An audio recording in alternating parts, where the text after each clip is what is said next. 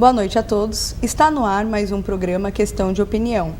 E o nosso convidado de hoje é o jornalista Joel Minuscoli, que juntamente com o professor Rogério Cristofoletti, escreveu o artigo Liberdade de Imprensa em Santa Catarina em 20 anos de redemocratização e vai nos dar sua opinião sobre abusos contra a mídia e liberdade de expressão. Boa noite, Joel. Boa noite, Nádia. Muito obrigado pelo convite. Seja bem-vindo. Joel, como foi a censura e a autocensura sofrida pelos jornalistas há 2 décadas? Essa pergunta é interessante, antes de responder, explicar como que funcionava naquela época. O Brasil viveu de 1964 a 1985 a chamada época da ditadura. Foi um regime bruto em que o Estado brasileiro botou os militares e os militares tomaram o comando do país. Essas coisas não eram do jeito deles, seguiam a metodologia deles, eles tomavam um jeito de fazer aquilo se tornar. Ou seja, os militares, como muitos já sabem, perseguiam os jornalistas com violência, agressão, uma forma mais bruta de fazer. Dá para dizer que a censura que existia antes na imprensa era uma forma violenta, era intimidação, era força.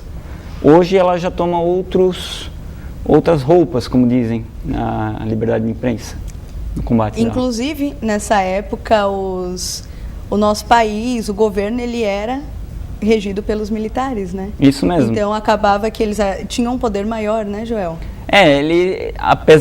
Muitas vezes eles nem tinham poder, mas eles gostavam de mostrar o poder. Há jornais, por exemplo, que antes de poderem sair na banca, tinha que ter um representante militar que lia toda a edição do jornal, cortava, censurava, para daí sim permitir que o jornal saísse e estava de acordo com o governo. Por exemplo, dizia lá, tinha uma coluna de alguém que criticava uma obra que estava sendo feita, não podia.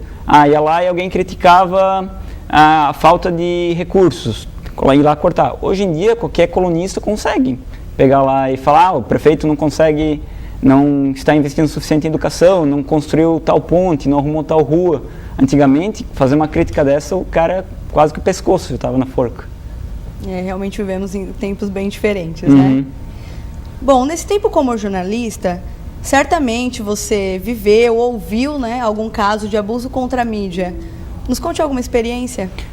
Bom, minha experiência como jornalista ainda, posso dizer, não é tão abrangente para dizer. São agora 2 anos de formado, mas graças à minha formação acadêmica, eu tive bastante contato e eu pude me inteirar muito desse mundo do jornalismo e as perseguições.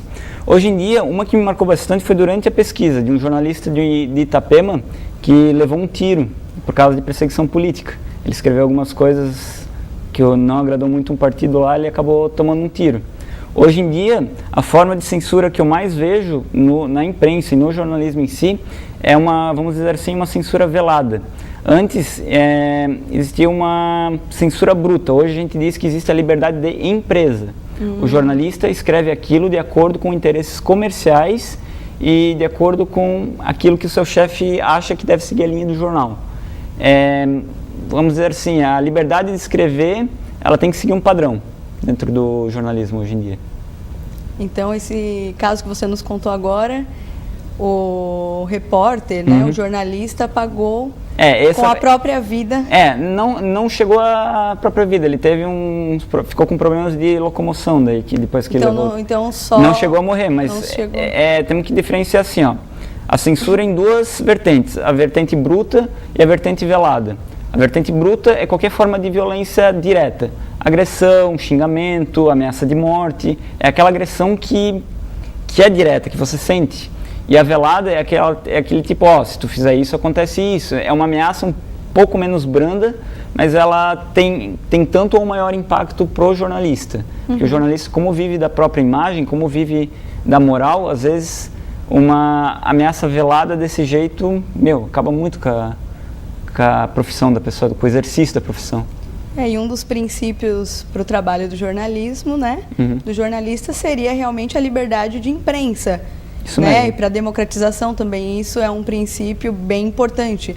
Senão, realmente, nós não vamos viver num país democrático, né? Pois muito bem, porque desde 85, quando instituiu o Estado de Direito no país, ele instituiu uma Constituição que diz que somos livres de expressão Exatamente. e de atos. Desde então, os jornalistas vêm defendendo isso com unhas e dentes. E, mesmo assim, as pessoas que têm poder se incomodam, às vezes, com o jornalista que vai lá e mete o dedo na ferida em assuntos mais delicados.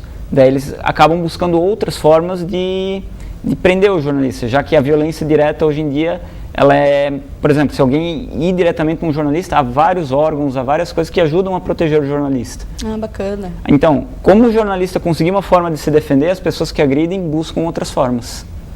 Bacana ter esse outro lado também, né? Para defender até a profissão Sim, e a sim. pessoa, né? Sim, principalmente isso. Principalmente, verdade. O que você achou que mudou na liberdade de imprensa nesses últimos 20 anos? Os jornalistas viram que agora eles podem mostrar aquilo que está errado, seguir aquela utopia, nem tanto utopia, que quando a gente faz na faculdade, a gente entra assim, vamos mudar o mundo. Jornalistas estão lá para mostrar a verdade, ajudar a sociedade. A gente até no juramento a gente fala lá que jura pegar e prezar pela verdade e responsabilidade sobre tudo. E é justamente isso que eu vi que foi possível. A gente agora pode, a gente tem voz, a gente tem meios, mas ainda tem muito o que conquistar. Que agora é como se fosse uma hidra. Corta uma cabeça de um problema, cresce outra. E o jornalista ele tem que estar nessa constante busca dessa liberdade, seja na forma, seja através de qualquer impedimento que surja, o jornalista tem que buscar uma forma de ultrapassá-lo. Mas certamente, né, o que acontecia no passado, nós podemos ver há 20 anos, que a liberdade de imprensa era muito mais vetada. Sim. E hoje, como o trabalho de alguns jornalistas, hoje nós temos uma outra realidade. Sim. Muitos não viveu isso, né? Até como nós mesmos, não vivemos, mas sabemos o quanto foi duro. Então, graças a esse trabalho do passado, né, e nós temos que continuar isso. Sim, sim. Todo esse histórico, ele serviu como uma referência para ter, assim, aquilo não pode acontecer. Os jornalistas lutaram.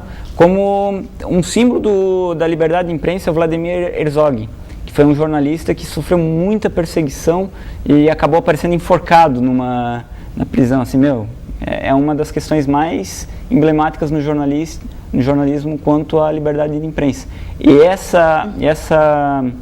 esses símbolos como ele é o que inspiram os jornalistas a sempre buscar uma forma de passar a sua mensagem, buscar informar a sociedade e transformar o mundo, assim como a gente gosta.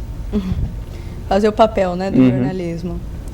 Você acha que a facilidade no acesso das redes sociais, internet, influenciou, ajudou nessa liberdade que nós vivemos? O que pode ainda vir a influenciar nos nossos dias, no nosso meio, na nossa sociedade, Joel? Esse ponto é bem interessante, porque justamente a internet ela surgiu como um meio democrático.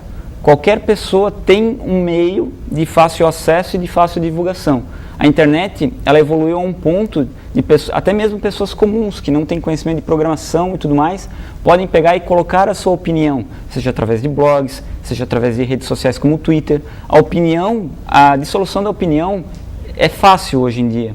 O problema agora é as pessoas saberem opinar, que no mundo onde qualquer um pode colocar uma informação, entra novamente o jornalista que tem que ajudar a separar o que é certo e errado. Às vezes a liberdade de expressão, ou às vezes junto com a pressa, o afobamento, às vezes, acaba gerando uma informação, às vezes falha e tudo mais. E daí o jornalista entra como um controlador da informação, não como um censor. Frequentemente é visto a influência do meio político, né? Na censura, algumas coisas relacionadas à liberdade de expressão. O que você pensa sobre esse assunto? A política, desde que alguém pensou, vamos colocar alguém numa posição maior para coordenar a gente, ela sempre gera tumulto, principalmente de ideologias. Se uma pessoa está exercendo um poder, sempre vai existir uma oposição porque acha que aquela pessoa não está fazendo do jeito certo.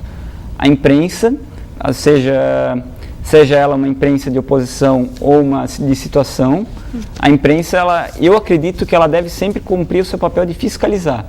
Não por um partido, não por uma pessoa, mas sim pela sociedade. A imprensa tem que fiscalizar a política no sentido que ela gere benefícios para a sociedade, que é para quem a política deve trabalhar. Joel, agradeço a presença no programa de hoje. Eu que agradeço. Uma boa noite a todos. Ficamos por aqui com mais um programa Questão de Opinião.